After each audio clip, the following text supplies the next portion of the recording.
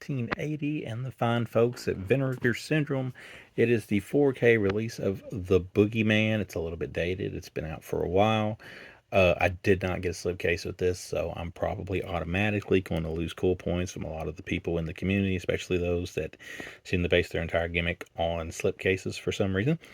But nonetheless, we have the movie, and that's the most important thing. So this is basically a one of those in those line of Halloween ripoffs. This one a little more blatant, I feel, because it picks up when we're like, we're watching this guy and his sister and their kids, and their mom's got a boyfriend, and the boyfriend's kind of freaky a little bit. He's got pantyhose on his head and whatnot, and things happen, and the boy ends up stabbing the man to death, basically. So then we flash forward years later, and it turns out that the dude is kind of like trapped in this mirror, or at least there's evil trapped in the mirror. I think it's like maybe it's evil itself is trapped in the mirror. Maybe the mirror is what caused it. I don't know. The sister's seen it in the mirror. The mirror is there. I don't know whether it's supposed to be the actual guy that was killed in the mirror or evil itself in the mirror. But the mirror comes into play later on when they're trying to get in touch, or the mom is trying to get in touch with them. They've been raised by other people, and the boy hasn't spoke since then. And the sister, she's all talkative. She's got a boyfriend, and they go to the house and they run across the mirror. And when they run across the mirror, bad things start happening. And then, especially at one point when the mirror gets broke, wherever pieces of the mirror are, bad things seem to happen. And a preacher gets involved, and at first nobody believes that the mirror is evil. And there's definitely there's killings, but the real gist of it doesn't really pick up to about 40 minutes in. And at that point, you got like maybe 40 minutes left. So it's it's one of those that it takes its time to get where it needs to get. It ends way better than it starts. I personally wish more of it had been like the beginning, or I wish like if you had the beginning, and then had more of what you got at the end during the start portion of it when they're laying the groundwork for it. Then I think it would have been a little bit better than it ended up being. The mirror thing's a little confusing. It may not be confusing to everybody else, but I was watching this thing like 4 a.m., so I may have missed a few details. But we'll read the snaps on the back a little bit here. Maybe that'll help me make sense of it. Still, for what it was, um, I gave it a 2.5 out of 5, and it does look good in 4K. Now, I don't think this is a 4K that's going to knock the socks off anybody, but it does look good.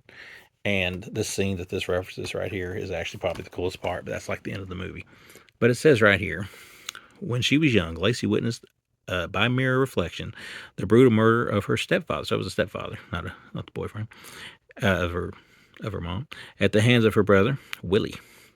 Years later, Lacey has settled into a comfortable married life with a child of her own, while Willie has been rendered mute as a result of his childhood trauma and has taken removing or blocking out all mirrors in the family home. When the very mirror, though, which Lacey and Willie viewed the murder, is accidentally shattered, a dark and vengeful curse is unleashed on the family, and soon anyone unlucky enough to come into contact with the shards of the mirror fall victim of the heinous murder. So yeah, so basically, the mirror is evil.